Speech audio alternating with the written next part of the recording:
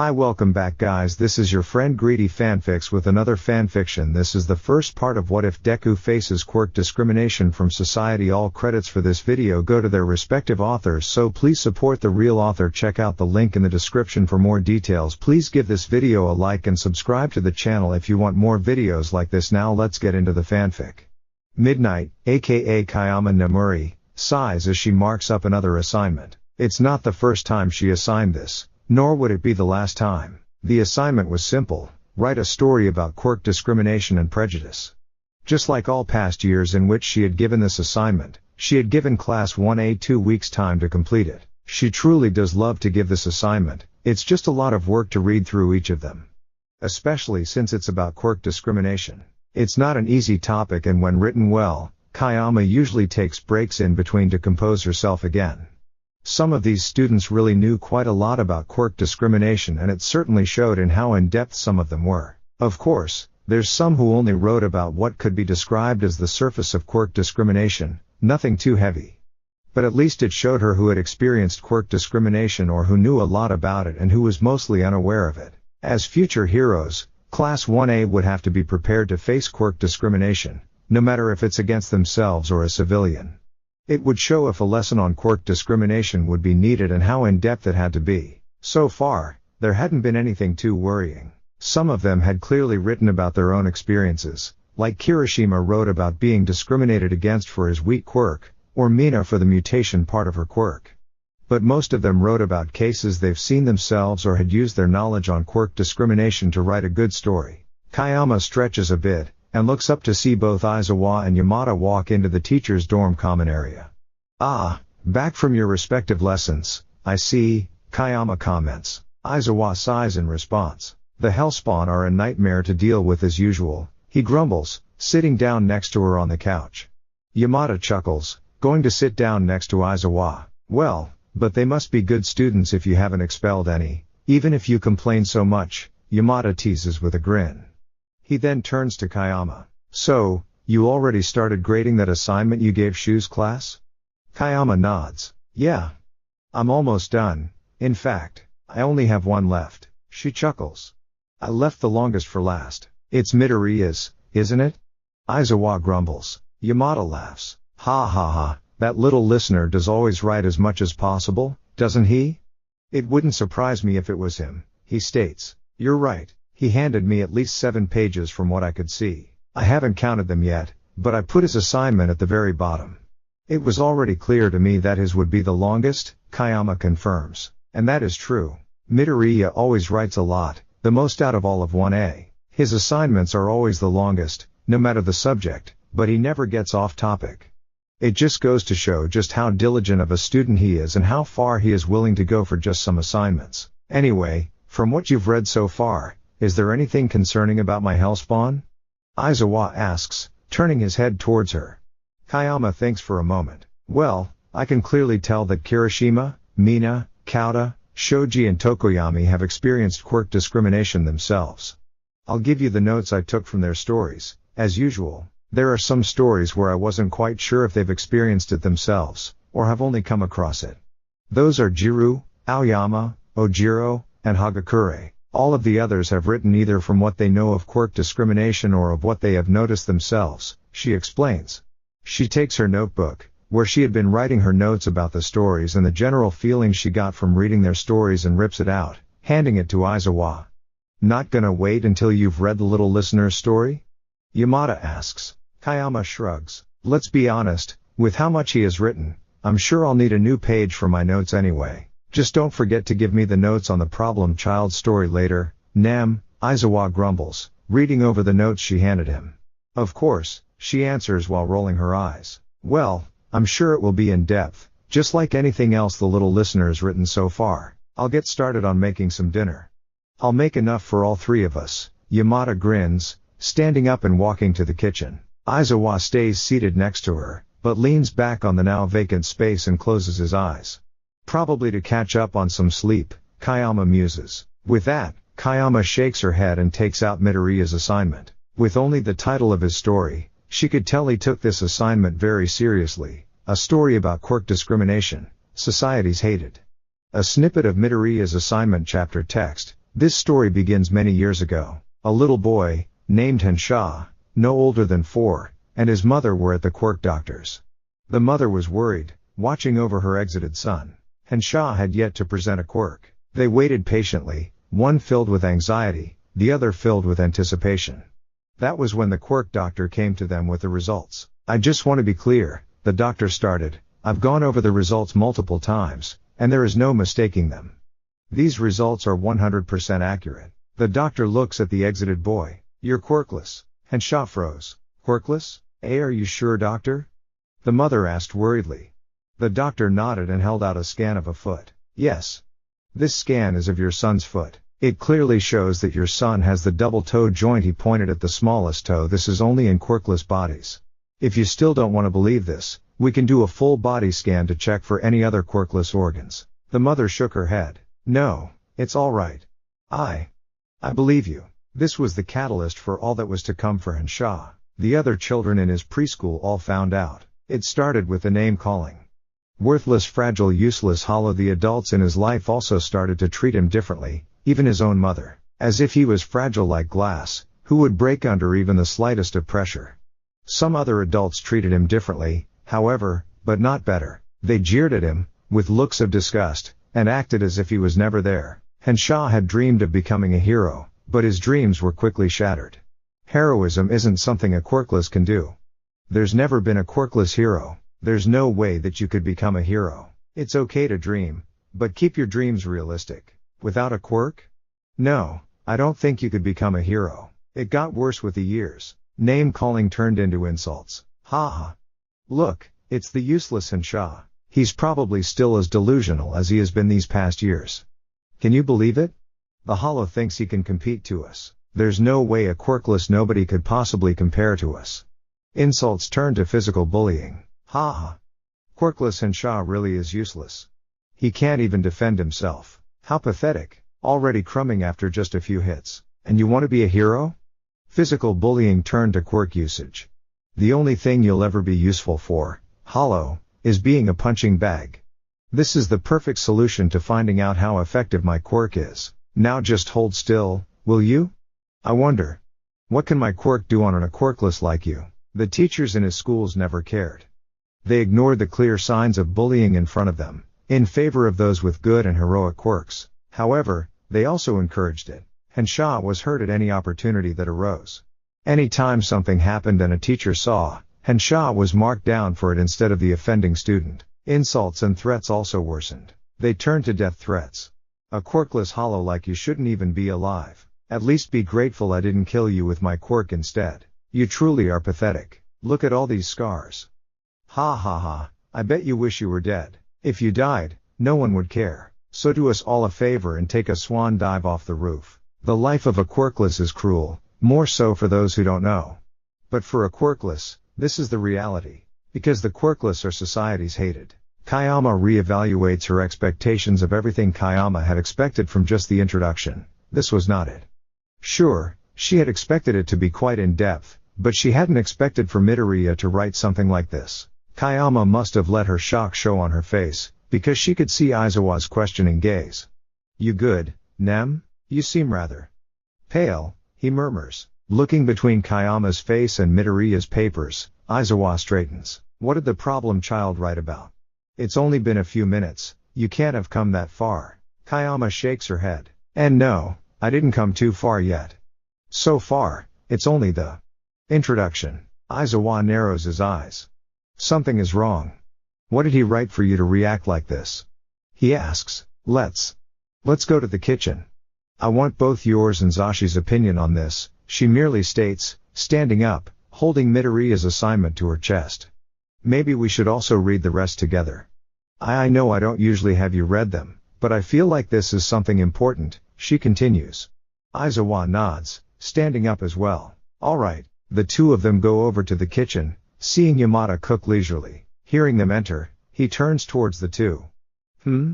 What's wrong, Nem? It's only been a few minutes, you couldn't have read that much. Is what the little listener wrote worrying? He asks, looking at ᴘᴏ's distressed face.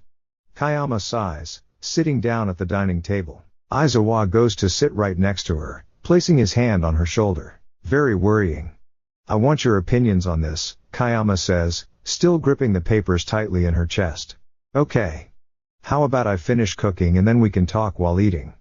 Yamada suggests. Izuku stands up. Let me help you then, Zashi. Kayama takes this time to sort her thoughts from the introduction. It's not long after that Izuku and Yamada serve all three of them some simple curry. So, what did the problem child write? Izuku asks while eating. Kayama takes a deep breath. Basically, the premise is this, or at least that's what I could get from the introduction only. The story is titled A Story About Quirk Discrimination, Society's Hated. It's about a boy named Henshaw, who turned out to be quirkless, and how other children, and how the adults treated him. It's bad, Zashi, shoo. Very bad. And this is only the introduction. She pauses, eating a few bites to let the two men think over her words. Then, she continues. The ending words of the introduction are as followed. The life of a quirkless is cruel, more so for those who don't know.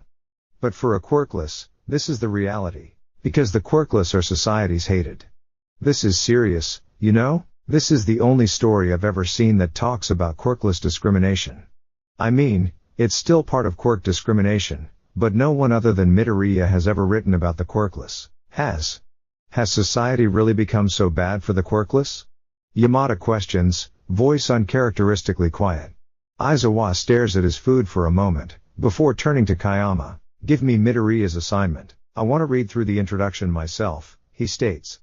Kayama nods, handing him the first page. Yamada turns his head and reads through the introduction himself. This can't be serious, right? But it wouldn't be Midoriya's style to write up false information. I mean, it's clearly just a watered-down description of bullying and neglect of teachers, but how does the little listener know of this? Yamada glances back at Kayama as Izuku hands back the first page. As you've said, Zashi, this is only a fraction of what probably fills the rest of the papers. We need to figure out who exactly this Henshaw of the story is. It could be someone who Midoriya knew or still knows. It's definitely not someone we know. I don't know someone quirkless, and there's never been a quirkless student, Izuku adds. Maybe we should eat in peace and then continue reading. This clearly is something bigger than we first expected, Kayama suggests. The other two just nod and they eat in silence, each of them thinking over what the introduction could mean for the rest of the story. But whatever it is, the three of them subconsciously agree that it's more than what they first thought. They gather back in Yamada's dorm room, not wanting to be disturbed by the other teachers, nor wanting to disturb them. But only after having changed out of their costumes and into some more comfy clothes. They sit together on his couch, huddled up in blankets as they stare at the assignment that is Midoriya's story. So, how are we going to do this with the reading? Are we all just going to read at our own pace, or does one of us read it aloud? Yamada asks. I say we read at our own pace. The kids divided his story into a few sections, right? Izuku suggests. Kayama nods. Yeah, counting the pages, I saw a few headers, so he probably has divided them. So we read one section at a time and gather our thoughts on each one then? Sounds good to me, Yamada agrees. So, what's the next part? Kayama turns to the second page and holds it firm, letting Izuku and Yamada see from either side of her. He titled the next part False Beliefs. Fragile. The first focus of Midoriya's story, being treated like glass. Chapter text. Do you think I can still be a hero? Even without a quirk? I'm so sorry, Henshaw. I'm so sorry. Many would believe that being treated like glass would be better than to be treated badly. But Henshaw would rather prefer to be ignored rather than being treated fragile. Because being fragile usually comes with the belief that someone can't achieve anything. It's sadly a common belief that quirkless are fragile. And Henshaw was not a stranger to being treated as if he would break like glass with only one wrong move. It definitely didn't help him that his mother held this particular belief, especially with how much she worried for his safety at all times. Sure, he knew parents were supposed to worry and care for their child, but this was more than that. He was treated as if he was fragile, as if he couldn't do anything. His mother wouldn't allow him to do any slightly physical task. Henshaw wasn't even allowed out of her sight besides at school. Henshaw, dear, it would be far too dangerous for you to a gym. The equipment there isn't made for someone quirkless like you. No, Henshaw, I won't allow you to work out. Your body is already fragile as it is. No need to exert yourself with unnecessary work if it'll only hurt you. Please don't stay out so long. I can understand you want to spend time with your friends after school, but they could hurt you while you play. Boys your age like to play rough, but you can't handle that, ᴛᴏ. School was the only time of freedom he had, even if it was filled with bullying. But he also knew that if his mother found out about the bullying, she'd pull him out and he'd never be able to leave the house again if she'd have her way. And so, ᴛᴏ started treating his own wounds, started telling lies, started hiding things from his own mother. It didn't make him happy, no, but his mother was already so overbearing and he didn't know what he would do if she worried more. ᴛᴏ, please be more careful when walking back home. I know this is only a bruise, but something worse could have happened. Make sure to keep track of time next time, okay? You were already a couple minutes later than usual. Do you know how worried I was? I'm glad you're taking care of yourself. Ah, look, I can see how shiny your skin is now, ᴛᴏ. Being treated like glass was one thing, after all. But for his mother to see his scars, especially with her belief of his fragility, he couldn't risk it. He was lucky enough that his teachers believed that there was no use at notifying his mother about any false claims they gave him and wrote into his record. Because if she found out, it'd have the same effect. After all, she'd believe them over him, no matter how fragile she believed him to be. And so, ᴛᴏ bore his mother's fretting. As much as it hurt him to be treated like this, he knew it would be worse if she knew. He truly didn't want to worry his mother. He cared deeply for her, however her worries suffocated him. It sometimes felt as if he was the adult and she was the child he had to calm down. As if he was the one responsible for her happiness, and not the other way around. ᴛᴏ knew she didn't mean to make him feel like this, but it's the truth. He knew his mother hadn't meant to make him grow up faster than other children. But that is what happened. ᴛᴏ grew up quicker than the other children, bearing his mother's worries and happiness on his shoulders. He was the one to calm her tears down when she got too emotional, instead of him going to her, crying about his bullies and her helping him out. He was the one who worried about his mother's happiness, when she should have been the one to do that instead. But she worried about his safety, how the world was too much for her fragile quirkless boy. That was not the right thing to worry about. Please don't worry, Mom. It's just a small field trip with my class. I'll be fine. Mom, please don't cry. I'm all right and well. I don't need anything else, but some rest. School was tiring today. It's nothing serious. ᴛᴏ quickly grew tired of his mother's fretting. It never stopped, even as the years flew by. As well-meaning as she might have been, this was too much. How was he supposed to grow as a person if she treated him as if he wouldn't be able to do even the most mediocre of tasks? ᴛᴏ, please, leave carrying these boxes to me, okay? It's nothing you should worry about. Ah, no. ᴛᴏ, I'll wash the dishes. Go and work on your assignment instead, okay? And call me if you need any help. At that moment, he quickly came to a realization. Adults don't help. They'll either treat you like glass, unable to do anything, or the last scum on earth, unworthy of their time. It hurt, yes, but he knew he couldn't rely on any adults around him, especially his teachers. ᴛᴏ, stop disrupting the class. Just because you have trouble paying attention doesn't mean you can disturb the others. ᴛᴏ, back to your seat. We're in the middle of a lesson, you can't leave yet. That's a mark on your record, ᴛᴏ. Honestly, why would you provoke your classmates like that? How could you say that about your classmates, ᴛᴏ? They'll all be great heroes. You're just too weak to handle their roughhousing. So he grew up to be a very different person from others. ᴛᴏ knew he was going to have to grow up on his own. He needed to be the one to take care of himself, without his mother's support, only her constant fretting. He had to hide from others, no matter how kind they might look like, because it was most likely a facade. It's alright. I think you're a great person. I'll be your friend. Ha ha ha. Useless hollow, did you really think anyone would be friends with you? Oh, you poor thing, come with me, I'll help you heal your wounds. You're nothing more than quirkless filth. At least here, in this alleyway, you'll be surrounded with the same thing you are, trash. Deceit was a horrible thing, ᴛᴏ knew that very well. It meant certain pain, and adults and children alike used deceit a lot as a means to get closer to him, only to hurt him badly. But deceit wasn't the only thing he had to worry about. Pity was also common, especially with the belief of quirkless being fragile. He truly hated the pitying looks of strangers as he walked down the streets. Most of the time, they weren't even given to him. Strangers pitied his mother for having him, a quirkless son. It just goes to show how people think. That poor woman. To have gotten a quirkless son like him. I can't imagine what misery that would bring her. Look, she has a quirkless child. The poor mother must be so worried about her fragile son. I don't think I could handle that kind of burden. The quirkless really hate being seen as fragile, sometimes more so than anything else. But that is only their opinion. Fragility or abuse or neglect? What was truly a blessing for the quirkless? What is the worst? What is the best? As they're written, it ascends, from worst to best, so is the opinion of the quirkless. Because quirkless being fragile is a false belief, one they'd rather avoid like nothing else. In which ᴤᴏ, Izuku and Yamada talk about the first focus of Midoriya's story chapter text. How does the little listener know all this? Yamada says after a moment of silence. After reading through the first part of Midoriya's story, they all stared at nothing for a few minutes, gathering their thoughts. There's no way the quirkless actually think this way, he continues. Right? Izuku lets out a shuddering breath, leaning back into the couch. I don't know. I haven't been keeping up with any quirkless related news or statistics in years, so I couldn't tell you even if I wanted to, he murmurs. It's rather disgusting that they pity his mother more than himself. That said, he shouldn't even be pitied. A quirk comes from the genes, Hensha was unlucky that he was born without it, but that's not his nor his mother's fault. He sighs.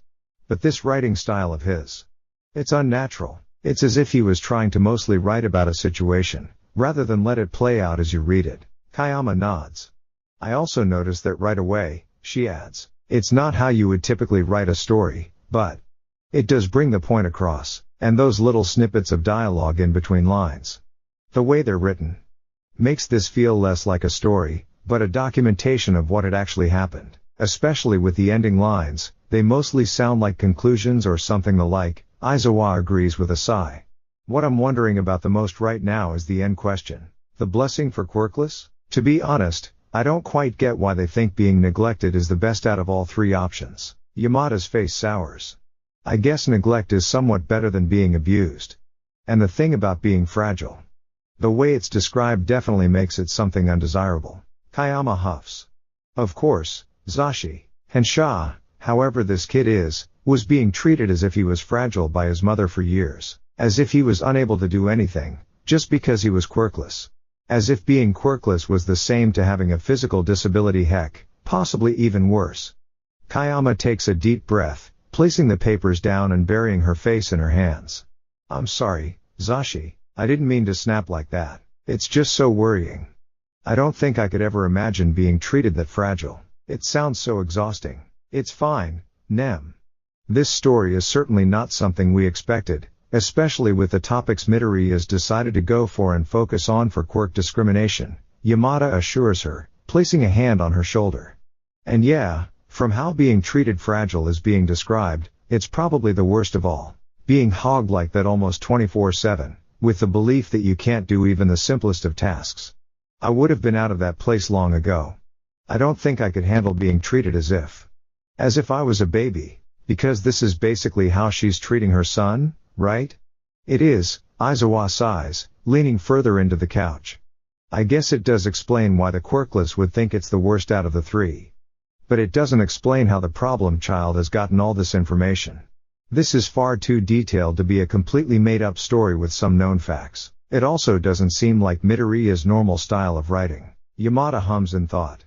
It's almost more like his mumbling, or when he sorts his thoughts. The way he mostly describes what is going on rather than letting the scene play out, makes it seem more like pre-notes, things he wanted to include in the actual story, with some already made-up lines he was certain he wanted to use. He concludes. They sit in silence again as Izuku and ᴤᴏ think over Yamada's words. ᴤᴏ snaps her head up, letting her hands fall. Oh my gosh. You're right. His story isn't built like any traditional story. It's more like a documentation with lines of dialogue to further prove the points made. It's kind of like a documentation of background knowledge for a story writer, with snippets of the actual story written in it as they slowly build the foundation of their story, ᴤᴏ realizes. Izuku sighs, leaning forward. The only pressing question now is why did he decide to write it this way? And Hensha? Is this a true documentation of a quirkless, or is it more of a parallel to someone else, with elements of the quirkless as a way of telling the story? He groans. This could be anything really. Stories can be a reflection of someone, either the writer or someone the new, And this reflection doesn't have to be 100% accurate. Then again, it doesn't have to be a reflection at all, more so being one's thoughts about the given subject. This will make the problem child story quite hard to analyze. But we'll do our best to figure it out, right? No matter what the hidden meaning the little listener has left for us, we can figure it out together, Yamada says, looking back at the papers. Let's continue then, Aizawa hums, taking Midoriya's story and turning it to the next header. It seems we'll go more in depth about the teacher situation now. Teachers don't care. I also want to know more about the school situation that was being presented. The clear discrimination from both teachers and other students. And the way that teachers mostly ignore the bullying and even falsely mark Hensha up.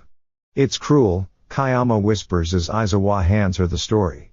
Well, Yamada sighs, leaning against Kayama to get a better view of the story. The only way to find out more is to read. So on we go.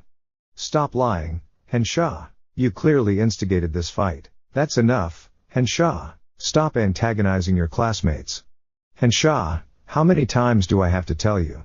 Stop cheating. There's no way you, as a quirkless, can score that high. Teachers don't care. It's something Hensha learns early on. It's a fact that is always true but not in UA. It's as much of a fact just like the sky is blue as a fact. UA is different. Why? Why? On a good day, teachers ignore his existence. They'll pretend he was never there, not calling on him once or even looking towards him. It also meant that they ignored anything that the other children did. The words, the cruel pranks, the physical bullying, as if anything related to him was invisible. Of course, it's not that simple. It's rarely a good day. Most days, Hensha is deliberately chosen to be made fun of, to give the other students an opening to hurt him, to jeer at him. He could always see the smug smirk, filled with cruel satisfaction as the students would attack him in the middle of a lesson. Yes, Hensha. You want to be a hero too, right? That quirkless hollow? No way. As usual, the only one to fail the test is Hensha. If you merely stopped cheating, you'd be doing fine. The hollow cheated again. That's so low of him. How can he ever dream of becoming anything great? Why me? Why me? Why me? When that wasn't enough, they'd mark him down for what other students did. He was marked down for what other students did to him. For acing a test, and that's how his school file was filled. Disruptive in class, antagonizes his peers, starting fights, pathological liar, cheater, rude and unbecoming behavior. The list goes on, endlessly repeating the same things over and over again. With a record like that, Hensha could only dream of being accepted into a decent high school after junior high. So how did I manage this? Why did they let me in? But that was not enough for some teachers. Some teachers took the liberty to join in on his classmates' assault. Hensha grew afraid of them. Not so loud and daring now, are we, Hensha? If you just didn't disrupt the class, I wouldn't have to punish you now. You useless waste of space. You're the cause of all of my headaches. The least you can do is stand still and be my stress reliever. Don't you dare flinch back from my quirk. Some were even more cruel. Why me? I didn't do anything wrong, did I? A few more daring teachers dared to touch him inappropriately. Hensha even grew more terrified of teachers. Be still, Hensha. Don't struggle, or else I'll have you fail this grade. Quiet your cries already. Brat, don't you get it? No one will help you. Whenever he read up on teachers online, it said they should be kind and care for their students' well-being. That they should help them grow and make them feel safe like UA. But why was it that all teachers weren't like that? Why me? Only me? Why were they hurting him only? Hensha, of course, knew the reason. He was quirkless, and ergo, teachers didn't care for or about him. Teachers don't care. Teachers hate him on principle. Teachers are cruel. Teachers are to be avoided. But why is UA so different? Sick. Absolutely horrifyingly sick.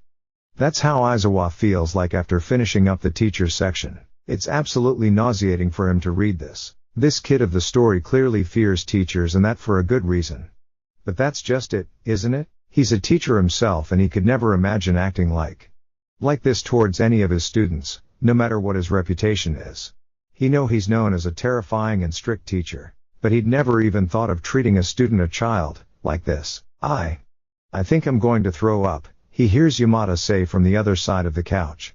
The blonde quickly unwraps himself from the blanket they buried themselves in and rushes to the bathroom. ᴘᴅᴛ sits next to him in silence, tears streaming down her face. These teachers. Can they even be called teachers? How did they get away with this? She croaks out after a moment of silence. Izuku closes his eyes, taking a deep breath, in hopes of at least pushing back the nauseating feeling he got. I don't know. But we will talk to Midoriya about this tomorrow, first thing in the morning. This isn't something we can just wait on, he says decisively. It's also then that Yamada returns. Yeah. We need to talk to him about this, urgently, because the way his story is detailed, I don't think this isn't something he hasn't at least witnessed. But if he has witnessed it, what role does he play into this? ᴘᴅᴛ sniffles, tears slightly subsiding. I don't know, but I'm worried about the parts he crossed out. I can't read any of it. What could they say? She whispers. Izuku squints at the ending line of the section that was crossed out, trying to discern the scribbles, but sighs in defeat. No can do. Those scribbles make these passages completely illegible. It's only something either the problem child himself can answer, or we'll have luck in the next sections, should he not cross them out like that again. The scribbles definitely make it seem as if he was out of it when he wrote this though, he comments. We can theorize about the scribbled out sections later. Can we please talk about these teachers? We need to figure out who these teachers are. No, we need to know the schools Hensha was in, Yamada whisper shouts as he lets himself fall back onto the couch, before wrapping the blanket back around himself. If this story is true, but if this turns out to be a story entirely based on general facts Midoriya knew, then I don't know what to think anymore, ᴘᴅᴛ starts.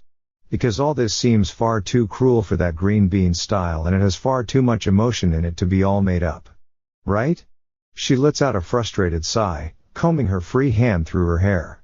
I'm second-guessing myself now. I've never had any problem reading through a story and discerning the secret truth from it. But here, my gut tells me it's a story of real-life events, but I just can't imagine Midoriya experiencing this nor let it happen as he saw it happen. At least I'm not alone on that opinion, Izuku sighs. This kid was truly living up to his name, but definitely not in the best way possible. Being a problem child for attracting trouble, especially villains, was enough. He didn't need extra troubles coming from Midoriya just because he can't connect the signs of the story to what he already knows about the boy. Nothing about this story adds up. If Midoriya knew this was happening, why hasn't he done anything against it? And if he himself has the same concerns about teachers, why is it different for us? He clearly trusts us. Right? I'm not misreading his optimistic expressions, right? Yamada rambles. That's when Izuku realizes something. Wait. He wrote that Hensha had to learn how to lie. How to hide. Just the section before. Do you think Midoriya learnt this as well? That he's only hiding behind a smile? He asks. There's no way that bright smile of his is anything but genuine, ᴘᴅᴛ retorts. Yamada's eyebrows crunch up. You know, I've always found it odd that he always flinches at loud sound or sudden touch if he can't see it. I always chalked it off to him being skittish, especially with that very shy and easily embarrassed nature of his, but with all this, I'm starting to think that there's more to it than that, he murmurs. Izuku and ᴘᴅᴛ think of his words, thinking back on any occasion where the kid had flinched slightly. He was right, all this pointed towards this actually happening. But it definitely didn't paint a pretty picture of the past. How the hell does he trust us if this is what he had to deal with for I don't know how many years? ᴘᴅᴛ questions, eyes flying over the section again. Your guess is as good as mine, non-existent, Izuku grumbles. We all agree that teachers like this shouldn't exist and that we'll talk to Midoriya about his story first thing tomorrow. ᴘᴅᴛ and Yamada nod. Good. Then I guess we should continue on. Because I don't think it'll be any better anytime soon. ᴘᴅᴛ takes a deep breath to steel herself as she turns the page and reveals the next header. Oh boy. I think we're in for the ride. Statistics. Yamada winces. He included those as well? Izuku grimaces and grunts. I suppose it's Midoriya. Statistics are one of the clearest facts that can be taken into account for, and he's all for the real facts out there, so I'd say it'd be odd if they weren't included, he grumbles. They collectively sigh, taking another moment to compose themselves and start reading the next section. All quirkless know the statistics, and any quirkless worth their salt know them by heart. Hensha is no exception. The most well-known statistic that everyone knows is that 20% of the world's population is quirkless. That's all the public cares about, really. Because it's the one fact that also indicates that 80% of the population has quirks. A lesser known fact is the age distribution of quirkless. Those well over 60 are around 70% of all quirkless. 25% are between 40 to 60 years old. Another 4.5% is 25 to 40. The rest of 0.5% are under 25, to which ᴛᴏ belongs. It's also important to note that these statistics do not account for anyone who's not yet been diagnosed. As if we are assigned an illness. As if we are an illness, so that means, anyone who's not had their quirk manifest yet, so anyone under the age of 4. Any and all statistics about the quirkless are well hidden from the public, mostly because no one wants to deal with them or see them. But ᴛᴏ regularly looks up the updated statistics whenever he can. The first statistic he always looks for is the discrimination rate. It's risen exponentially as with each generation, less quirkless are born. ᴛᴏ remembers that it used to be around 50% a few years ago. Nowadays, the discrimination rate was a lot higher, at a 78%. Under the discrimination rate is also the withholding of service, be it as trivial as shops. Is that really trivial? Or as serious as medical treatment? It used to be 32% about a half a century ago. Nowadays it's 85%, 92% if only regarding medical treatment. Recovery girl is no different. Why did I think she'd be the rare 8%? No, that'd be too good to be true. The statistic he kept the closest eye on was the life expectancy. They're renewed each year, always addressing each age group of the different generations. The older generations of course have a longer life expectancy, with an average of around 70. The middle gens also have a high expectancy, as they've usually already built themselves a foothold into society, no matter how flimsy. Their average is a 65. The worst of all are those of ᴛᴏ's generation. Just a decade ago, it was a miracle for any quirkless to reach the age of 20. For him, however, the life expectancy has gone down to an average of 16. I'm still alive. I'm still here. But I'm not really quirkless anymore, am I? But I am. I have the toe joint and extra organs and everything. I'm 16 now. How many more months will I have? No. How many more months will I manage? If quirkless didn't die from suicide, they were killed, left behind to rot in a wreckage of a villain attack or deliberately killed by anti-quirkless organizations. And those aren't rare. There's lots of anti-quirkless organizations, hidden from the public, never to be unearthed. Because the public, the government doesn't care. They don't notice a quirkless disappearing. So how am I still here? And if someone cared enough to alert the police, they'd dismiss it and not even open a case. It happened too many times. I was late, Mom was worried. She called the police and they dismissed her. She didn't let me go for the entire rest of the day. Truly, the world has it out for society's hated. Especially when they're given such obnoxious signs that they have to wear. It's not a common fact known by people that the quirkless autonomy is different. The only thing known to the masses is their extra toe joint. Unfortunately, this makes it that quirkless need different shoes than quirked, even mutant quirked. So how is it that no one in UA thinks I'm a fraud? How? I still have my shoes. The only brand of quirkless shoes is the Q line. Those obnoxious red sneakers with the quirkless Q at the side are like the calling card of the quirkless. Because it's the only kind of shoes there are for them. And ᴛᴏ hates it. I hate it. I hate it. I hate it. Because of these shoes, quirkless are an easy target. Because of the shoes, quirkless are never safe. Because of these shoes, the statistics will only become worse. And I hate it. This whole story so far had been lacking any kind of direct personal opinion of the little listener, and now, here at the end, he deliberately says that he hates it, Yamada sighs, slumping against Kayama. And those statistics. How did it turn so bad for the quirkless?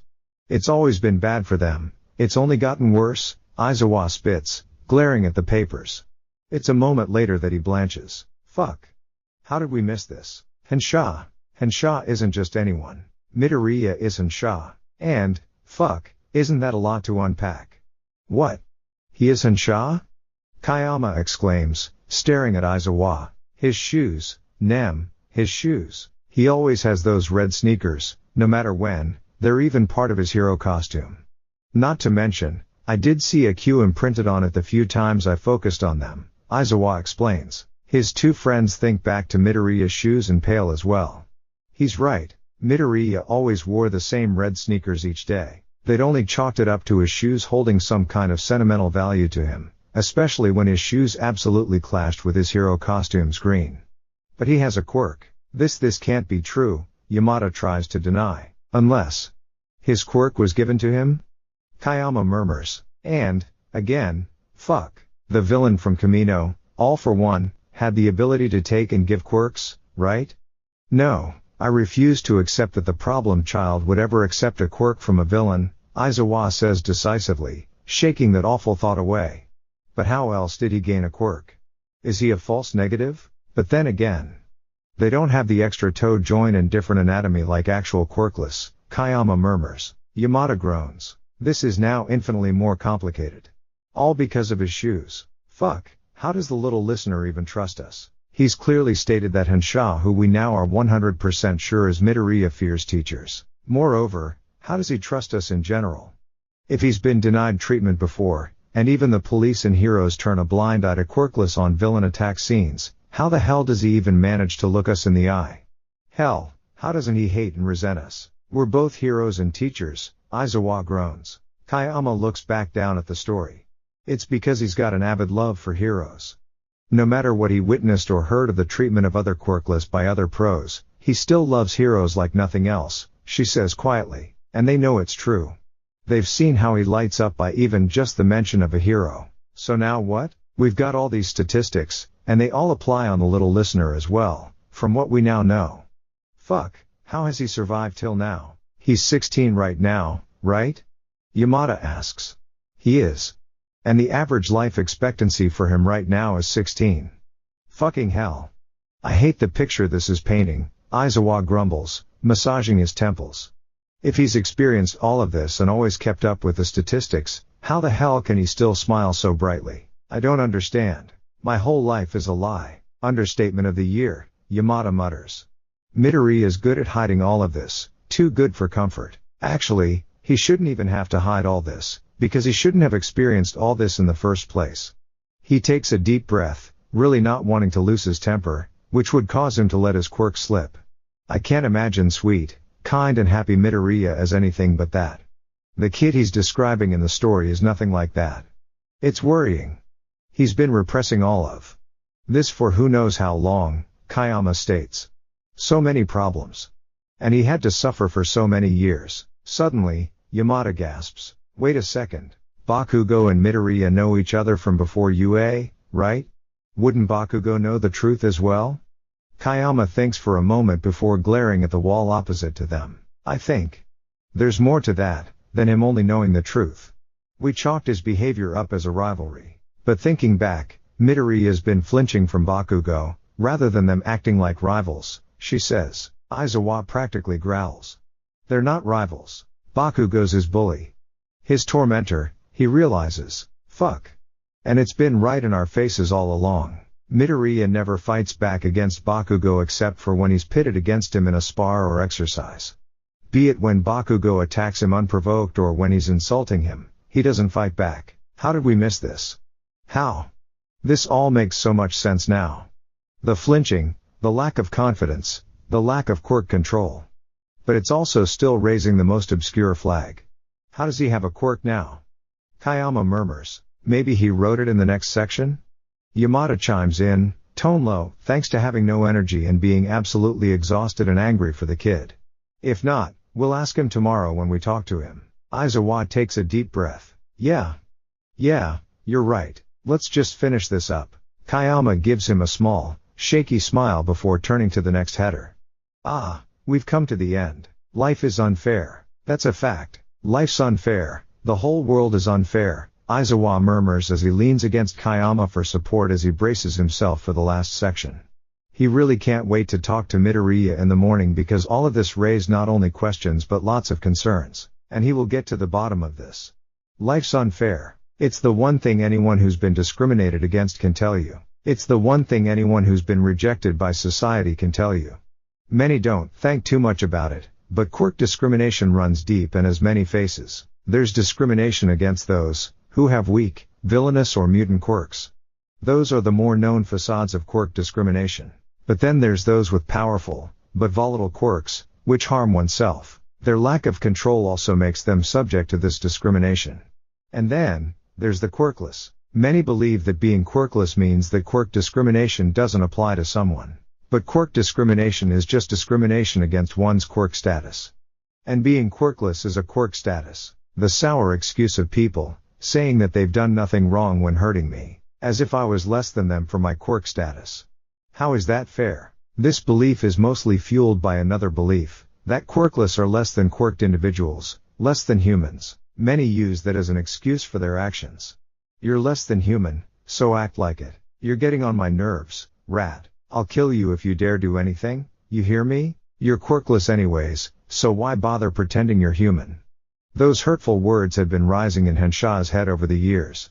The accumulation of all misery and pain he'd gone through, it exhausted him to no end. How is it that anything done to me is met without consequences? Am I really that useless?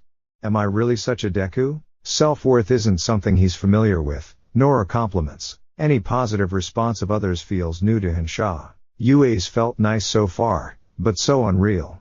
Is this really true? The uncertainty of if he's being deceived is always lingering in the back of his mind, no matter how kind anyone shows themselves to be. Because if he lets his guard down and is proven wrong in trusting them, it'd be a death wish for him. It's happened before. I won't let it happen again. No one will ever deceive me again. But then why? Why do they feel so genuine? No, I can't slip up now. I can't trust them, ever. It's not only his deep mistrust of anyone that exhausts him. It's the secrets that he keeps, that could very well mean the worst for him if they came out. I won't betray All-Might. No, he trusted me with this, so I can't let him down. Because if I do, how would he react? The mistrust keeps him away from others, his secrets bind him even further. The accumulation of everything is too much for Hensha to handle. Could I even dare to give up? No, no matter how much it is, I can't give up. Not with all the sacrifices I made and others made for me. Too much is on the line to give up now. But he keeps moving onward. Life's unfair, and Hensha has seen the worst of it. But no matter what, he'd keep going on, even if it meant living on with his pain and misery. Kayama cries silent tears as everything they've read has all but been confirmed to be about Midoriya's own experiences. She really doesn't know how else she should have reacted to all this.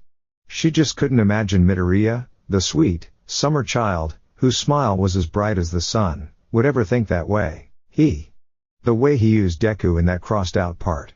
It sounded like an insult. Like whenever Bakugo calls him that, Yamada whispers, staring blankly at the papers. Yes.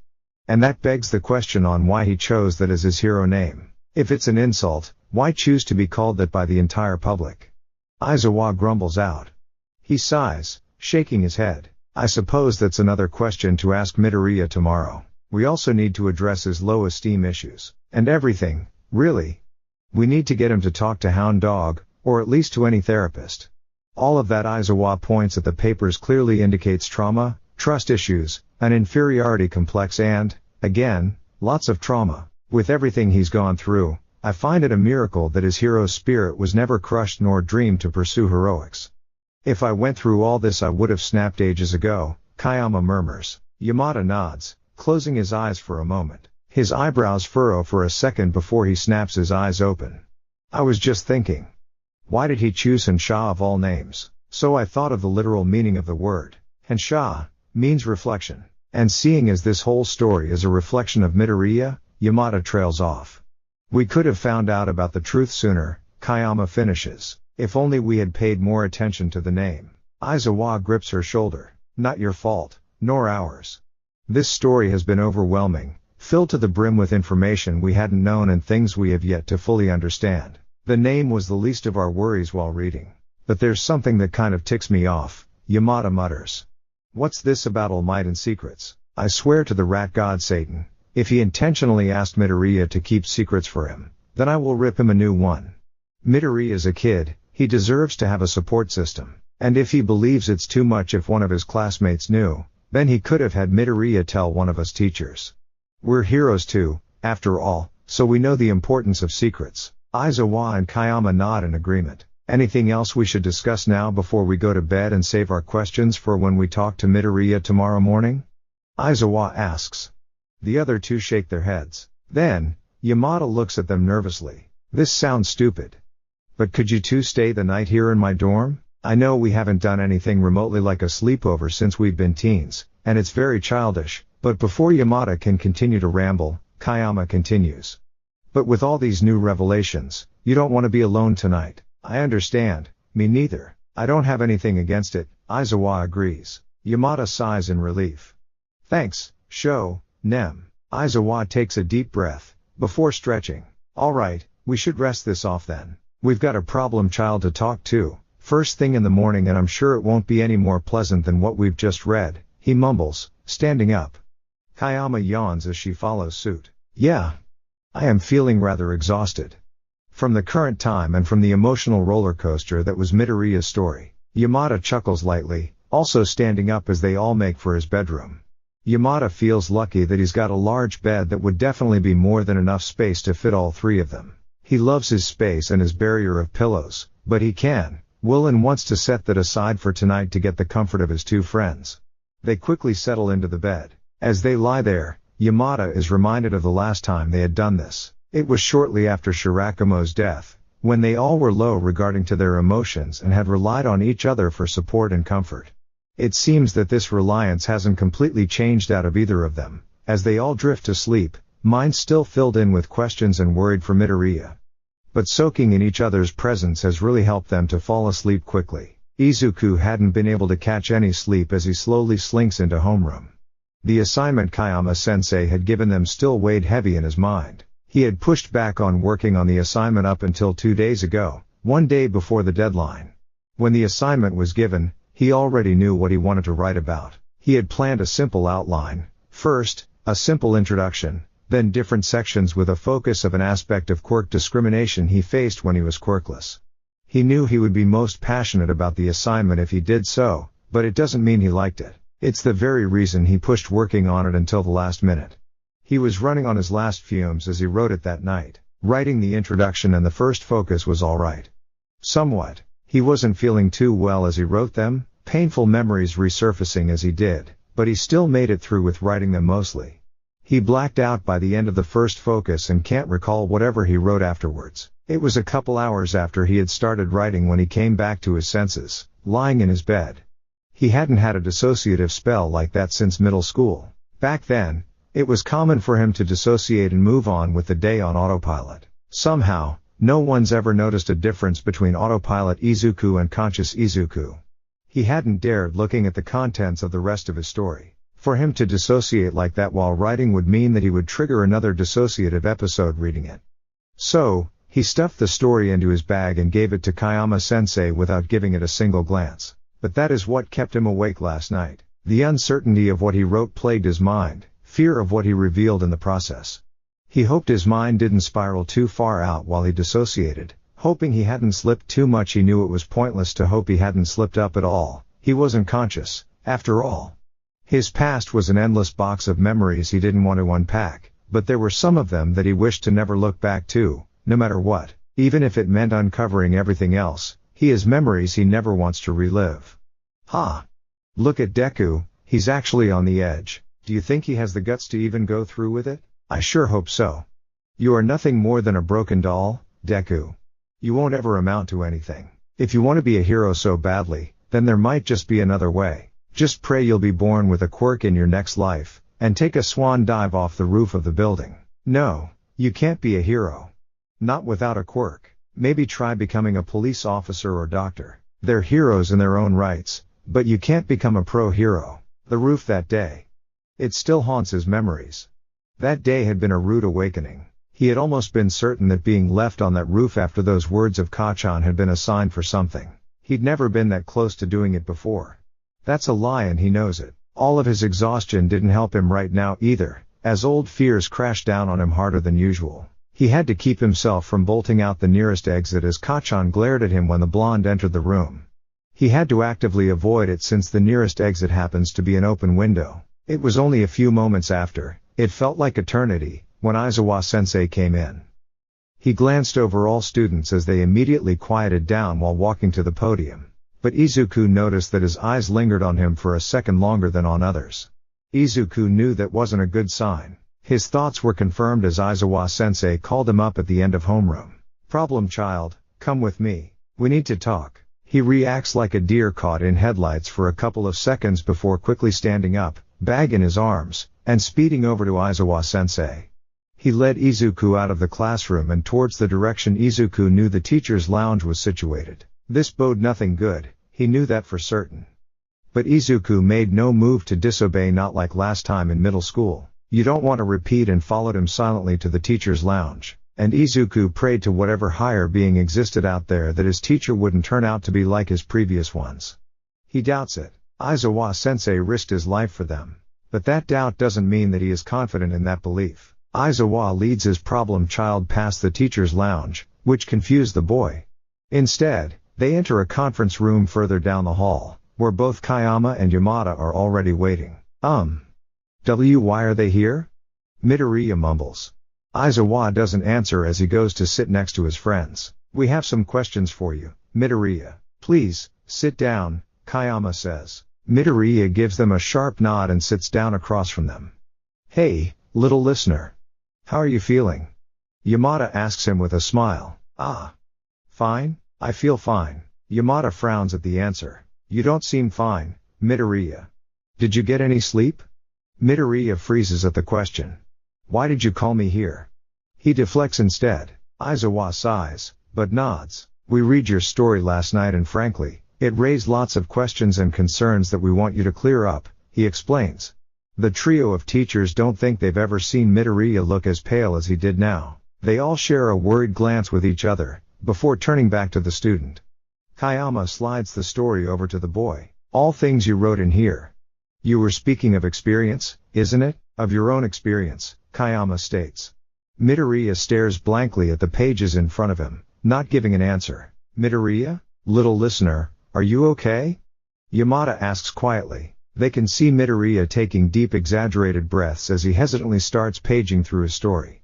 They see his eyes scan over the pages quickly, his face becoming paler with each page. Midoriya, dear? Kayama murmurs. Midoriya doesn't answer. He pushes the papers away from him, shutting his eyes. I should have read through it. I should have made sure I didn't write too much. Damn it, they hear him mutter so quietly, almost unable to hear him. Midoriya. Problem child. Izuwa snaps his fingers. Midoriya immediately snaps back to attention. What do you mean by I should have read through it? Midoriya bites his lip but concedes with a sigh. I dissociated writing it. I didn't look at it afterwards. I only remember writing the introduction and the first focus, he admits. He slowly pulls the papers back to himself and thumbs over the illegible parts. It seems even autopilot me hid things. Well, less than I had hoped. He takes a deep breath and turns towards his teachers with an absolutely tired expression. What do you want to know? Obviously you've already found out that it's me I'm talking about in the story. It unnerved to see the boy in front of them act so much like the boy they expected to see in the story instead of the Midoriya they knew. You were quirkless before UA. How did you get your quirk? Izuwa asks. It's the most pressing question on his mind. It's the one question that logic can't just answer. Because, logically, he knows that you can't just gain a quirk out of nowhere, except if they were given one from a foe. But he also knew that logically, Midoriya would never stoop that low. He had already crossed out late bloomer because of his shoes. No false negative would need those special shoes as they don't have the extra toe joint quirkless have. Midoriya tries to begin but the words are caught in his throat. Midoriya. We only want to help. I know, we're pushing right now, which I hate to do, but this is important, Yamada assures. Midoriya gulps. I got my quirk at the day of the entrance exam, he finally confesses after a moment of silence. I can't tell you more. I promised him I wouldn't tell anyone. There was a him. Who is he? Izuwa presses. All Might, Midoriya whispers as he looks at the barely legible part of the last section. There it was. Of course it was All Might.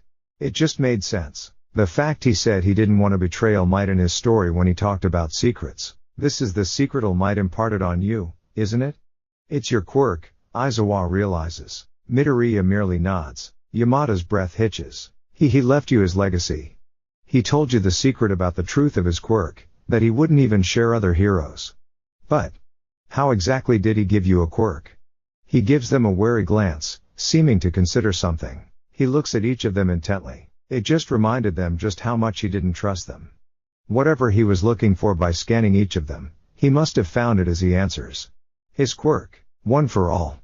It's a stockpiling quirk that can be transferred by giving someone your DNA.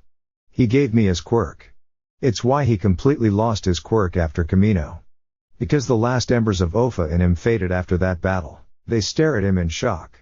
One for all? That's so similar to, Yamada starts. All for one. They don't happen to be connected, do they? Kayama finishes his thought. Yes. Ofa originally belonged to the brother of a foe. And all users of Ofa have been fighting against a foe since the beginning of his reign during the dawn of quirks, Midoriya reveals. Can we talk about something else now? Just ask me something else, I don't want to share more. Sure, Midoriya, Kayama agrees. Bakugo. Did he bully you? Midoriya winces. Why yes. But it wasn't anything too serious, he defends. Midoriya, Izuku interrupts before he can continue. Don't try to defend him. It's not on you to do so. You're his victim, Midoriya. You don't owe him anything. But our teachers never did anything to correct him. And the other classmates were also just as bad, Midoriya denies. Midoriya, it's not on you. Sure, your previous schools were a great disservice to both of you, but it doesn't excuse his actions. He hurt you, badly, Kayama explains. He did, Midoriya finally admits as he wipes at his face. In the process, he smudges some of the hastily put on makeup on his face, showing little starburst scars littered across his face and almost blending into his freckles. Everyone before UA has done a great disservice to you. You deserve better, Midoriya. And I'm sorry we're sorry that we haven't noticed any of this sooner, Izuku apologizes. This causes the boy to snap his head to face towards them. What? But none of this is your fault. We're heroes, dear, we are trained to look out for this kind of stuff. We should have noticed something sooner, Kayama explains. Sure, we had no active part in this, but we still failed as your teachers by allowing Bakugo free reins and not noticing anything about this. Not only that, but we failed as heroes. With that, the floodgates that were Midoriya's tears opened. As Midoriya's tears calm down again, the teachers are huddled around him. They all sit back down next to him to offer him their silent support. Ready to talk again, little listener? Yamada asks softly. Midoriya nods, wiping away the last of his tears. I can't avoid this anymore. Can I? Might as well get over with this, even if I'd rather not talk about it, he murmurs. Izuku frowns, but complies with his student's request. Your hero name, Deku. It's an insult. Or at least, you used it as one in your story. Midoriya winces. It used to be one, yes. It came to be when I was still a little child. Back then, it still held a different meaning. Wooden doll. It was to describe how useless I was, that I was just like a wooden doll. It was Uraka who changed it to Dekiru, like you can do it. I guess that it never really lost its old meaning. Oh, Midoriya. Are you still comfortable with using it as your hero name? Kayama asks. Yes, he decisively says almost immediately. It may hold years worth of bad memories, but I want to prove them wrong. That a Deku can be more than what they thought could be. So that Deku will never be an insult to anyone anymore, but the name of a hero. He looks up at them with a shaky smile, but determination shining in his eyes. You're brave to do so, Midoriya. Also, I think it's brave of you to trust us with this. It's clear to us that you don't trust us yet either due to your past experiences, Izuku praises. And we don't blame you for that either, Yamada quickly assures. You have every right to be wary of us of teachers in general. So it really means a lot to us that you're trusting us enough to tell us this. You've been nothing but kind to me. I have always thought you'd be different. UA has been different, after all. But, doubt never cleared my mind, even with the knowledge that everything is different, Midoriya mutters. You were right to push, no matter how hurtful it may be right now. I know it will help me in the long run. I just don't understand it fully yet. I'm glad you understand the severity of your situation, Midoriya. Now then. Next question. How's your relationship with your mother nowadays? Yamada asks. Midoriya tilts his head from side to side and shrugs. It's alright? She still kinda believes that I'm fragile, but at least she believes in me now, he states. She's not fussing over me as much anymore. It doesn't feel as suffocating as before. But you still feel uneasy about her treatment of you. The way you described her. It seemed as if she was treating you like a baby, unable to do anything, Yamada comments. The teen winces. I guess? But living in the dorms has made that better to a degree. I've got more freedom here. And I still care for her, a lot. It's just that a lot of the time it was too much to handle. Because I'm not fragile, never was. We never claimed you were, Kayama assures with a smile. Aizawa sighs. I hate to be that person, but we need to talk about your past schools and Bakugo's punishment. He interjects. What? Why? It's in the past now and Kachan's better now, Midoriya protests. Midoriya. This cannot slide. Everyone who has wronged you has to face the consequences. Because most of it wasn't only quirk discrimination, but also hate crimes. You know, there's a reason why most of the time, long-time victims of such crimes are not allowed to place the charges themselves, but the heroes or police who uncover it or are part of its case. It's because they're prone to try and defend their offenders, and that's normal. But you need to understand that it's not right for you to defend your abusers. All I'm asking of you is to leave this to us, Aizawa says. You're not alone anymore, Midoriya. Let us help you, Kayama assures, patting Midoriya's green curls. He flinched away at the initial touch, but quickly leaned into it.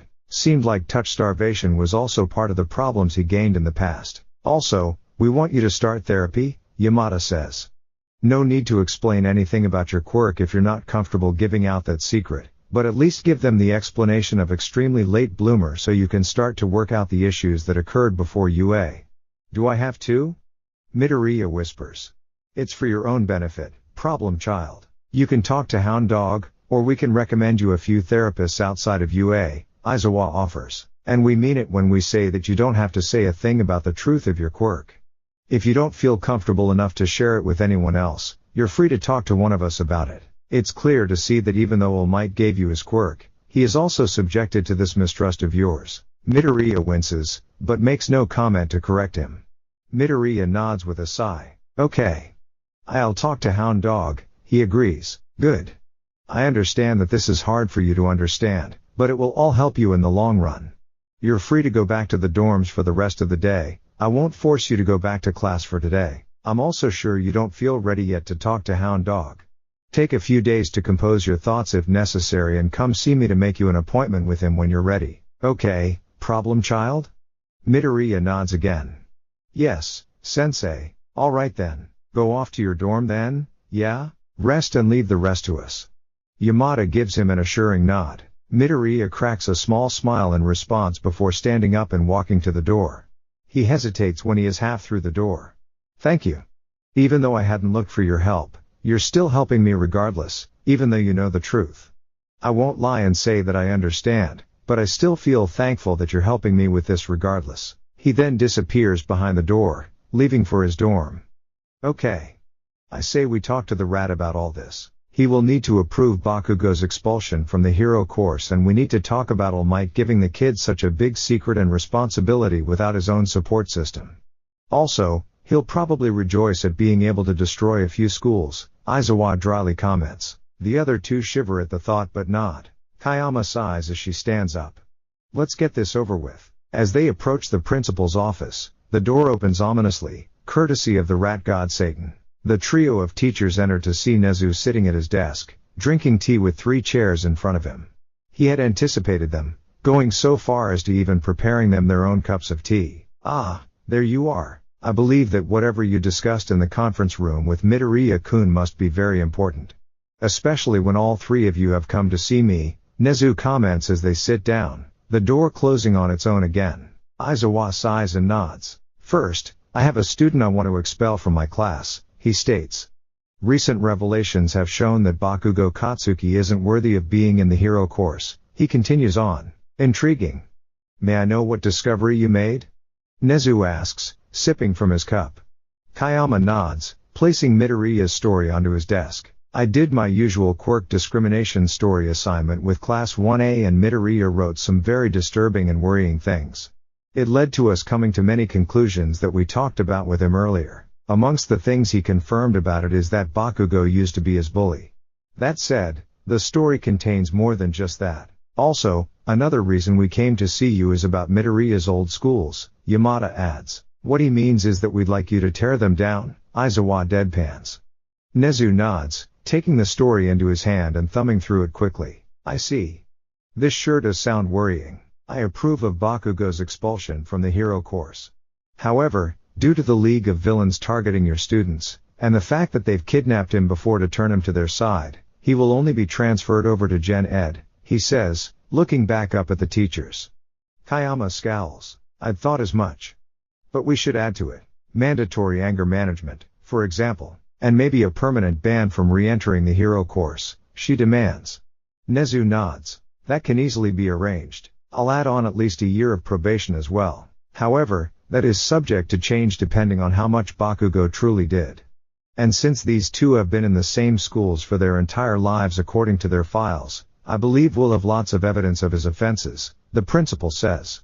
I'll also make sure to dig into their past schools as well while I'm at it. Is there anything else? Nezu asks. Yamada nods. Yes. We need to talk about a certain blonde bouffon that thought making a child keep such a large secret to himself wouldn't result in problems and issues, he spits. Nezu frowns. Oh my. So am I correct in guessing that Midoriya told you about his quirk? Aizawa stares at him blankly. Somewhat. His former quirk status of being quirkless was something we figured out, thanks to his story. He told us the truth of his quirk coming from All Might and that it is connected to a foe through the first user being the villain's brother. That's all he told us and we weren't going to press for more about it either, he states. I see. Well, it surely must have been a huge responsibility for the child to keep this whole thing a secret, and I believe that Yagi should have let the boy tell someone he trusts. Maybe not a student, since some can't really keep a secret even if it kills them, but maybe if he had another teacher to approach he wouldn't feel so burdened, Nezu mutters. That's our thought as well. He needs people to support him. But the secret made it hard for him to be completely open to people, even though he already has a hard time trusting people, Yamada says. Let's be honest, he still doesn't truly trust us either. He just confirmed or clarified all the things we read because he knew we wouldn't stop searching for the answers. He cooperated, sure, but still, it doesn't mean that he fully trusts us, Aizawa sighs, leaning back in his chair. Speaking of, he'll start taking therapy sessions with Hound Dog. There's no appointment yet, but he still agreed on making one once he's ready, Aizawa continues. That's good. Alright then, any more things you want to bring to my attention? Nezu asks. The teachers shake their heads and drink their teas. Do read the story yourself, Nezu-san. It'll help you get quite the graphic idea of just how badly Midoriya had it before UA, Kayama sighs. She can still remember all of it too clearly, the worry and disgust she felt the night before still lingering in the back of her mind. I will, Kayama, Nezu assures. I'll take care of Bakugo and the previous schools now, so no worries. And do tell Yagi to come by my office later when you see him. I have to lecture him on the detrimental effects of putting such a legacy on a child and the importance of a support system, he says with a sharp smile. The trio shudders and nods. They all leave his office with a bow, sighing in relief while they walk to the teacher's lounge. They're glad that the rat god Satan's lecture isn't directed to them. They're a nightmare to listen through, plus they're one of the worst punishments that the principal has. Yagi is in for quite some hell, that's for sure. The moment the trio of teachers left his office, Nezu immediately pulled up Midoriya's files on his computer and looked at his previous schools. Using a hacking program he created out of boredom years ago, he then hacked into the security system of the schools and downloaded all camera footages of when Midoriya went there.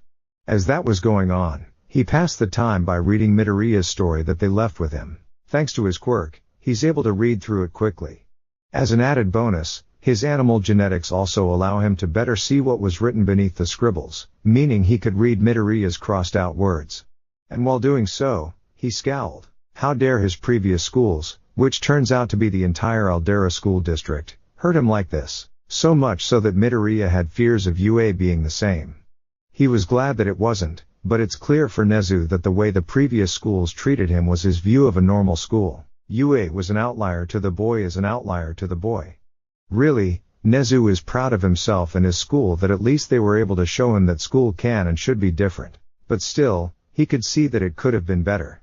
Bakugo's and Yagi's situations are a clear example of that. Anywho, this is all the more reason to tear Aldera to shreds. He should really thank his teachers for bringing it to his attention. He'll have fun destroying them. Also, what's that about Recovery Girl denying medical treatment? Seems like he'd have to add another talk to his itinerary. Whatever reason Recovery Girl has for doing so would not be tolerated, especially since the old woman knows his previous quirk status. She should have known that he'd been denied medical treatment before, Nezu has seen her keep up with statistics of that sort after all. Really, he hadn't expected this from Recovery Girl at all. Sure, he had seen her lecture students who come by her office frequently, but he's never seen her actively deny treatment. She better have a good explanation for him when he will confront her about this. And frankly, Midoriya's lack of self-worth is worrying even Nezu. All of those self-depreciating thoughts that he had crossed out. All the talk about not being worthy of being at UA. Truly, Nezu is furious at any one of his past to make the boy view himself that way. From what he saw and heard, the green-haired boy is a bright and diligent student, always willing to help anyone, no matter who. Not to mention, Nezu has had his eye on his sharp and intellectual mind. He hasn't had any time to snatch the boy for a talk about it because of all the villain attacks and the security measures that followed them. Oh well, he'll just have to push it back a bit further, maybe after he's done with dealing with all of those who wronged him in the past. And thinking over it, he supposed that there is a similarity in the view of people about the both of them. He's seen as less than human for being a quirked animal, while Midoriya is viewed as less than human for his prior quirklessness. Truly, the world is rotten towards anyone they view different and worth less. At least now, with his current position of power, he's able to fend off his former tormentors and anyone who thinks he's less. Midoriya, however, doesn't have that privilege. Even if he has a quirk now, it's clear to see that he still views himself as quirkless. His shoes don't make that any easier. There are those who have no idea of his current placement inside of UA and will see those cursed sneakers and come to the logical conclusion of him being quirkless. He's not saying it's false, but it truly is a curse that Midoriya can only wear those shoes, those cursed quirkless markers, because that's what they are, and that he doesn't have a reputation of his own yet to protect him. But that's something he and his trio of teachers can provide for him instead. He glances back at his computer, seeing that the footage still hasn't fully loaded yet, and glances back at Midoriya's first focus. His relationship with his mother is worrying. Sure, she seems to care for the boy, but the way she treats him, the way the story describes it at least, makes it clear to Nezu that living with his mother is not the best living condition. To treat a person who's capable of many things like glass is not right. It's hurtful and will damage someone's mental state. It's no different for actual disabled people. Because being quirkless is not a disability. And even if it was, disabled people are not fragile either and shouldn't be treated as such. Truly, he's seen slight changes in Midoriya's attitude since the dorms were implemented. He has been seeming less stressed, something other humans wouldn't have been able to pick on. Midoriya sure is an exceptional liar, Nezu will admit. To be able to hide such things for so long from multiple heroes, not to mention right under their noses. That's quite the skill, but it doesn't paint a pretty picture. Seems like talking to the boy's mother, Midoriya Izuku, would also have to go onto the list of things he has to do. Nezu sighs as he sees Yagi approach his office from his strategically placed cameras. Well, he can worry about all other things later. For now, he has a former hero to lecture. Nezu opens the door just as Yagi got close, as he usually does. Yagi, Nezu simply greets with a nod. Nezu, Yamada said you wanted to see me? Yagi says as he goes to sit in front of the principal. Indeed I did. You see, some very concerning information has been brought to my attention. And it just so happens to be about a certain green-haired student's health, Nezu explains. Is Midoriya alright? Did he get hurt again? Yagi asks, worry clear in his eyes and voice. The boy is fine, physically at least, Nezu waves him off. The concern, however, is about his mental health. Yagi blinks. His mental health? I'm sorry, but I don't follow. Midoriya seemed fine when I saw him yesterday, he mutters, but then stills. Ah, Midoriya wasn't present for the morning lesson today. Does it have something to do with that? Somewhat, Nezu admits. First, let me go over some background information. Kayama has the students do a creative writing assignment each year. Basically, they have to write up a story on quirk discrimination.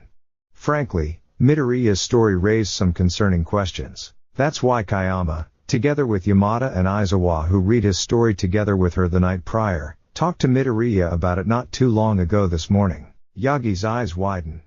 What? What did he write? Nezu frowns, barely holding back from turning it into a snarl. Truly, quirkless are treated like the scum of the earth in recent years. The story talked about a boy named Henshaw, who was quirkless, but I believe you already know the truth. Yagi winces. He wrote the story about his own experiences, he mutters. That's correct. Now, There are many at fault for all that has happened to the poor boy, and I'll make sure to deal with all of them. However, I wanted to start with you. Me? I don't understand, Yagi admits, looking confused. I never intentionally hurt young Midoriya. Yagi pauses, wincing. Although those words I said when we first met were quite harsh. Nezu gives him an intrigued look. Now, as much as I'd love for you to expand on that, there's other matters that I want to talk about. If it's not that, then what is it? Yagi asks. I'll be honest with you. I agreed that you'd find a successor for your quirk here while teaching at UA. Then, you found Midoriya and decided to give it to him. That's not where my problem lies in. When you told me you found a successor for your quirk, I thought you meant only the quirk. I didn't even think of the possibility of you passing on your legacy of symbol of peace. Truthfully, that was foolish of me to believe, Nezu explains. It's also important to note that when we found out about ᴅᴏ, you seemed very sure of ending that cycle yourself and not subjecting Midoriya. I know it was never your intention to pull him into that. We didn't know he was still alive, he says further. That's true. I never intended to have young Midoriya in the mess with ᴅᴏ. I even told him as much when I explained ᴅᴏ and ᴅᴏ's origin. Nezu sighs. At least that's there. But back to my prior point. You gave Midoriya your legacy of becoming the next symbol of peace. I was of the impression that you only gave up your quirk to him, not the title. It was what made me decide to leave mentoring Midoriya to you alone and not interfere. I see the mistake now, and right now, I'm doing all I can to rectify it. The particular mistake you made was telling the boy he was not allowed to tell anyone. What? But ᴅᴏ is a closely kept secret. It's dangerous for people, let alone other children, to know, Yagi protests. Yagi. I do agree that telling another student wouldn't have been ideal. I'd also not recommend that to Midoriya. But you could have at least let him tell another teacher he trusted. The teachers here are all heroes too, you know? They're no strangers to dangerous secrets, Nezu counters calmly. But why is it so important? I don't understand. Nezu sighs. Is he really that oblivious? Because Midoriya is in dire need of a support system. You giving him this legacy and making him keep it a secret from everyone has put a lot of pressure on Midoriya. So much so that he's afraid of disappointing you. He needs other people besides you that he can trust that will help him through this. Then why have someone new in the know? Yagi is quickly cut off by Nezu's sharp gaze. Sure, you have Gran Torino, Tsukushi and had Nitai. However, they're people you've learned to trust. And while Midoriya probably does too to some extent, it's because you trusted them first. He needs his own people to trust and to have around him. Yagi grimaces. Yeah, okay. I can see my faults. I really shouldn't have pushed Midoriya so hard. I never meant to make him feel like he couldn't fail or disappoint me. I'd never be disappointed in him. He is a bright young man, who'll be an excellent hero one day. I'll make sure to clarify with him that it's his choice whether or not he wants to take on the mantle of symbol of peace or not, he promises. Good, Nezu nods. Now then, to my next point. You won't be actively teaching anymore. Before Yagi could interrupt, Nezu holds up his paw. You may sit in on foundational heroics, and help here and there, but ultimately, the teaching falls onto the homeroom teachers. During this time you will be going for your teacher's license. Once you've managed to gain your teacher's license, you'll be allowed to teach on your own again.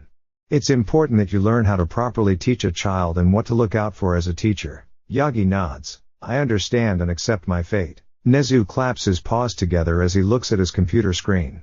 Seems like the camera footage has finished downloading. He sighs. Oh, what a pity. I was looking forward to now holding a lecture about the detrimental effects of a legacy on a child and the importance of a support system. But I've got lots of things to do that I want to be over with quickly, so consider yourself lucky, Yagi. The former number one hero blanches, but nods. Yes, Nezu. Is that all you wanted to discuss? Nezu nods. Yes, for now. I'll let you know if there's anything else I want to tell you. For now, I'm quite occupied with something else. Yagi nods again and leaves Nezu's office.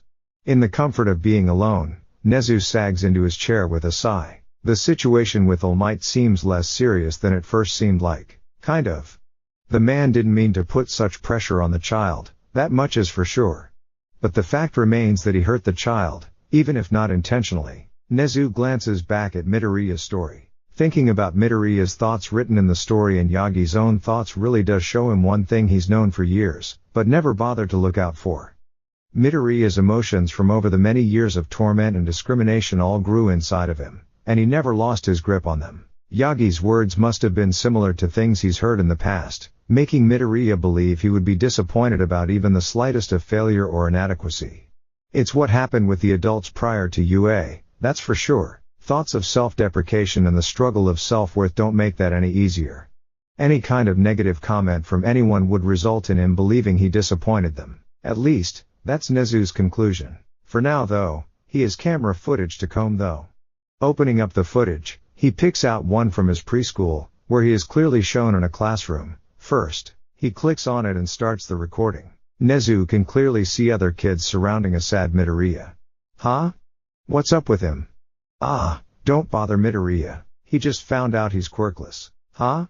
So, he's useless then. Man, how unlucky. He can't do anything. He said he wants to be a hero, right? There's no way he can become one now. Just a bit further from the greenette, he could see a familiar blonde with blazing red eyes. The younger version of Bakugo scowled at Midoriya, inching away from the boy.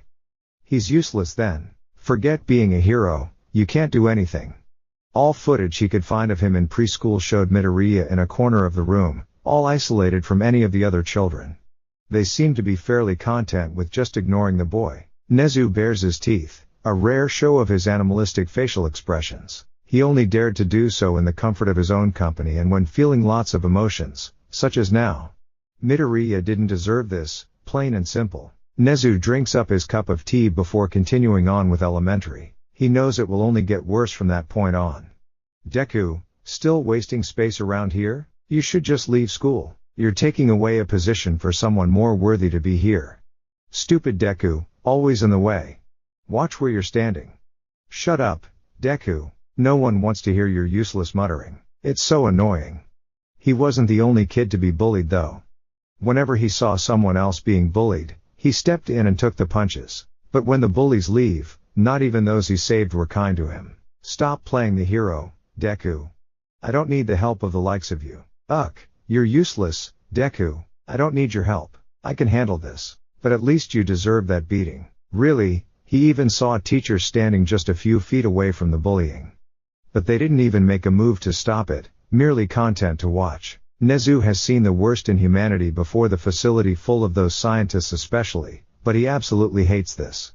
The young boy had done nothing to deserve this. Really, it made the principal wonder how the boy was still dead set on being a kind, helpful and forgiving hero. All the injustice he's seeing so far, Nezu knows he would have snapped and gone for villainy instead, making everyone's lives miserable. Of course, that's what he plans to do now for the young student. Nezu really loves the power he has as the principal of UA. He takes note of all the other things happening around the time he was in elementary. Besides insults, he was starting to be physically bullied. Some kids already dared using their quirks, if only a little. It just made the principal's blood boil more. He makes sure to note down everything. The day, time, camera and what kind of crime. When he was through with elementary, he had a notebook worth of instances. By the end of elementary, Midoriya has been assaulted by his classmates with their quirks countless of times. And Nezu can't help but worry about his mental state. He couldn't notice any other difference from Midoriya at times except for the somewhat glazed over eyes. Sometimes, usually during a nasty beating, Midoriya's eyes would somewhat glaze over. To think the kid was hurt this much, it made the principal even more furious. He took a short tea break again to calm himself for the last 3 years before UA, Midoriya's junior high experience. And Nezu is justified for that break as it's worse than before. Stupid Deku, why won't you just die? Midoriya, keep your attention on my lecture, will you? Or else I'll have to send you to the principal's office. There's made differences between the quirked and the quirkless. One thing is their feet. They have an extremely toe joint we quirk don't have. That's why they have these special shoes. Not only that, but they also possess many other useless organs and other.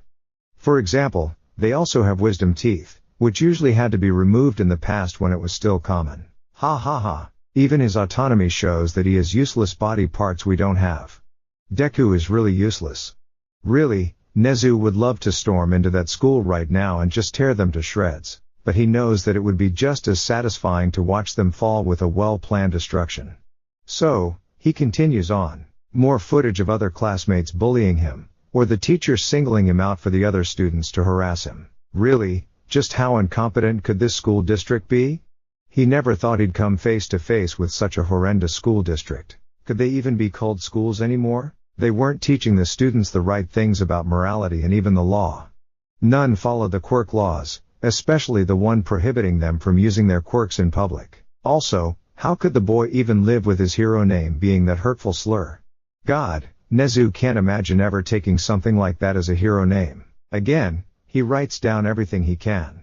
He finally comes to Midoriya's third year of junior high. The teacher had applications in his hand. But I know you all want to become heroes. The students on the footage all cheered, quirks activating as Midoriya cowers, writing in a notebook.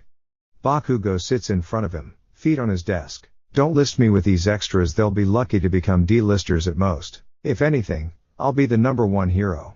That means I'll be the only one entering UA. He could hear some grumbling, but no one made a move to correct his declaration. Then he sees the grin on the teacher's face widening. Midoriya, didn't you say you also applied for UA? Nezu didn't think it was possible for the kid to sink even further into his chair as all students turned to him, laughing loudly. Ha ha ha. Don't make me laugh. As if. Deku, in UA? Ha, in your dreams, loser. Stupid Deku, doesn't know what he should be really doing. It's after a few minutes that Nezu can see some more action. Midoriya was solemnly packing his things away when Bakugo and two of his friends. Bakugo burnt the notebook Midoriya was writing in so diligently just mere moments ago before Bakugo and his crew came at him. It's then that Nezu hears words he'd rather not have heard at all. If you want to be a hero so badly, there might just be a way. Just pray you'll be born with a quirk in your next life and take a swan dive of the roof of a building. Nezu saw red. He hates the fact that Bakugo made it into UA with that kind of attitude. If only his record were accurate when that happened, then this would have never happened. But of course, the green being was blamed for anything, even the simplest of things. Really, if only the League weren't so keen on attacking 1A and Bakugo hadn't been kidnapped that one time, he'd be out of the gate as soon as he had gotten wind of the situation and expelled forever. Nezu will have to make do with Gen Ed and other punishments in the meantime, though. He'll schedule a talk with his parents for tomorrow to discuss the transfer. Really now, how had that brash and violent teen even escaped his eyes? That boy really doesn't have the personality of a real hero. Well, not like he can become a hero anymore anyways. Nezu will make sure of it.